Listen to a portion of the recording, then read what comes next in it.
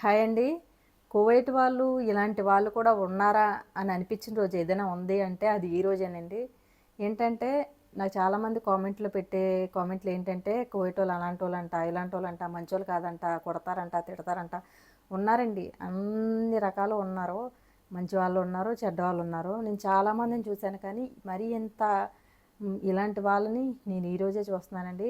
చాలా అంటే చాలా మంచి వాళ్ళు. అసలు మా మేడంకి నాకు ఏ గొడవ లేదు. మా మేడం తప్పు లేదు, నా తప్పు లేదు. మధ్యలో ఉన్న వేరే వేరే పని మనిషి, వేరే సిస్టర్ ఉంది కదండి, శ్రీలంక సిస్టర్, ఆవిడ వల్ల కొంచెం ప్రాబ్లం వచ్చి 3 రోజులు బట్టి మా మేడం నా మీద అరవడం మొదలెట్టింది.